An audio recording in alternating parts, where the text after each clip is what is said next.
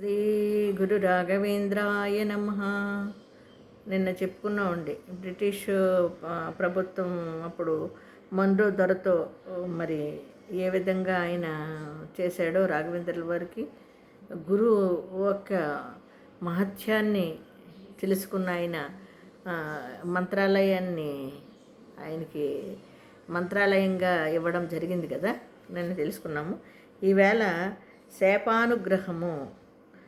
శ్రీ రాఘవేంద్ర తీర్థుల వారు బృందావనస్థులైన నాటి నుండి నేటి వరకు చూపుతున్న మహిమలు అద్భుతములై కోకొల్లలుగానున్నవి.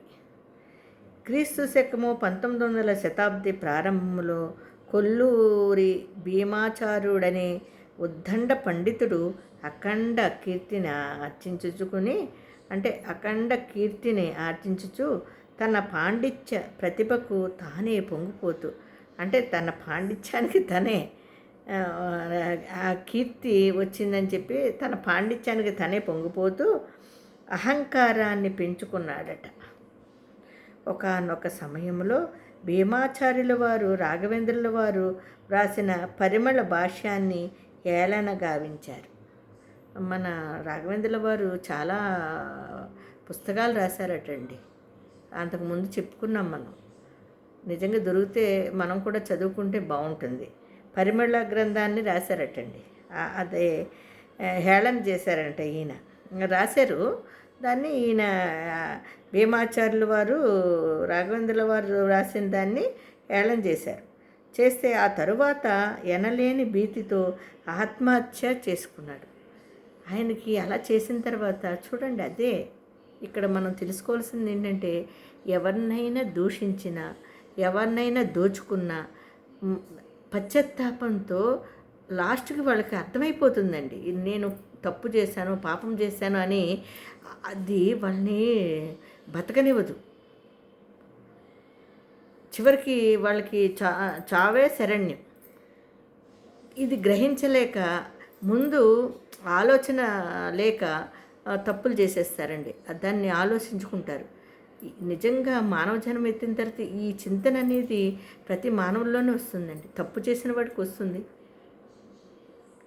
వాడు నిరంతరం భయపడుతూనే ఉంటాడు. కావాలంటే ఎవరైనా పరిశీలన చేసుకోవచ్చు కూడా. అలా ఆయన చూడండి, ఆయన దూషించాడు. మహా గురువు గారి రాసిన దాన్ని, మహా సద్గురువు యొక్క ఇదిని ఆయన దోషం చేసుకున్న తర్వాత అతనికి చింతన ఎక్కువైపోయింది. నేను తప్పు చేశాను భావన ఎక్కువైపోయి ఆఖరికి చచ్చిపోయాడంటే ఆత్మహత్య చేసుకుని. అది చేసుకున్న తర్వాత బ్రహ్మరాక్షసత్వాన్ని పొందాడు. ఇలాగ అర్ధంతరంగా చచ్చిపోయిన వాళ్ళు రాక్షస జన్మెత్తారటండి. ఇలాగా ఆయన కూడా రాక్షస జన్మెత్తాడు. చివరకు గురు స్తోత్ర మహిమచే విముక్తి పొందాడు. మళ్ళీ రాఘవేంద్ర స్వామి ఇదితో, ఆయన అనుగ్రహంతో మళ్ళీ ఆయన ఆ విముక్తిని పొందాడు. ఆ శాప విముక్తిని, చివరికి కైవల్యాన్ని పొందాడు.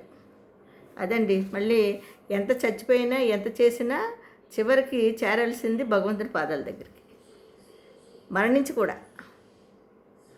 అదే అంటారు. అమ్మ అయితే మనకు తెలియదు ఇప్పుడు, అంటే బతికుండగా తెలీదు, చనిపోయిన తర్వాత తెలుస్తుంది. అది తెలిసినా మనకి గుర్తుండి సావదు. మాయ. ఆ మాయ అనేది లేకపోతే బతకడం చాలా కష్టం. మరి స్వామివారు నాస్తికుడని ఆస్తికునిగా మార్చాడటండి. ఎవరో స్వామివారు నాస్తికుడిని. ఇప్పుడు చాలామంది నాస్తికులే ఉన్నారు కదా, వాళ్ళని భగవంతుడు తప్పకుండా ఆస్తికులుగానే మారుస్తాడు. సోలాపురంలోని కమలాకర జోషి అనే వ్యక్తి ఉన్నత విద్యలు అభ్యసించాడటండి. సోలాపురంలో కమలాకర జోషి అనే వ్యక్తి ఉన్నత విద్యలు అభ్యసించాడు. పరమ నాస్తికుడుగా నుండి దైవాన్ని చేయుట వలన అన్న ద్వేషములు కలిగి బాధపడసాగాడు. దైవాన్ని ద్వేషించడం వల్ల అన్నపానీయాలు కరువయ్యి బాధపడుతూ ఉన్నాడంటండి. అతనికి ఏ కొంచెము ఆహారము స్వీకరించినను వెంటనే వాంతి రూపంలో బయటకు వచ్చేసిందంట. మరి భగవంతుడిని ద్వేషిస్తే ఇలాంటి కర్మలన్నీ అనుభవించాలండి. వాళ్ళకి తెలియక కానీ వచ్చింది ఇది దానివల్ల కాదు దీనివల్ల కాదు అనుకుని ఏదో భ్రమలో బతుకుతూ ఉంటారు. కానీ నిజంగా భగవంతుని పట్టుకుని భగవంతుడు కాదన్నా, భగవంతుని ద్వేషించినా ఇలాంటివన్నీ అనుభవించి తీరాలి. అతనికి అలా చేయడం వల్ల వెంటనే అతనికి తినాలనిపించేది కదంట. ఏది తిన్నా వెంటనే వాంతి అయిపోయేదంటండి. ఒక సందర్భంలో వారింటికి అతిథిగా వచ్చిన శ్రీ గురు రాఘవేంద్రుల వారు భక్తులలో ఒకరు స్వామిని సేవించమని చెప్పారు. అతనితో ఏం చెప్పారంటే, ఆయన ఇంటికి వచ్చారంట, ఒక అతిథి ఇంటికి వచ్చినప్పుడు ఈయన్ని చూడు, స్వామిని కలుసుకో, ఆయన్ని సేవించు అంటే ఆయన పూజించు అని చెప్పారటండి. తన తల్లిదండ్రుల బలవంతంపై మంత్రాలయం వెళ్ళి అయిష్టంగానే బృందావనాన్ని దర్శించాడు ఇతను. ఇలాగ జరుగుతుంది కదా నీకు, ఈయన్ని దర్శించంటే అతను వ్యతిరేకి కదా, దేవుణ్ణి పూజించాడు కదా. అయినా తల్లిదండ్రుల బలవంతం మీద మంత్రాలయం వెళ్ళడం, మంత్రాలయంలో అయిష్టంగానే బృందావనాన్ని దర్శించి తీర్థప్రసాదాలు స్వీకరించడం వలన అతనికి అన్నహితవు కలిగి తినిన పదార్థాలు ఈమిడి జీర్ణం అవడం జరిగిందంటండి. వెంటనే అతను అక్కడే కొన్ని దినాలు ఉండి నాస్తికత్వాన్ని వదిలేసి స్వామి యందు భక్తిని పెంచుకున్నాడట. తత్ఫలితంగా కమలాకర జోషి ఆరోగ్యవంతుడై వకీలుగా పేరు ప్రఖ్యాతులు సంపాదించి గురుదేవుల అనుగ్రహము వలన మున్సిఫ్గాను న్యాయాధిగా కూడా ఉన్నతి స్థితిని పొంది ధన్యాత్మే అయ్యాడు. చూసారా ఎలా ఉంటుందో భగవంతుడు. అంతేగానే మేము నాస్తికులం అంటూ ఇలాగ కుప్పగంతులు వేస్తూ ఉండేవాళ్ళు చివరికి అది. కానీ అండి ఇప్పటికేనండి మంత్రాలయంలో నిజంగా అనుకున్నట్టు జరగడమే కాదు, ఆయన వెళ్ళి అక్కడ బృందావనం దగ్గర నిలబడుకుని ఉంటే, ఆ స్వామి భక్తి శ్రద్ధలతో నిలబడుకుని ఉంటే ఆ స్వామితో మనం మాట్లాడచ్చు. మనం అనుకున్నది కూడా వెంటనే నెరవేరుతుంది. ఇది నిజమండి.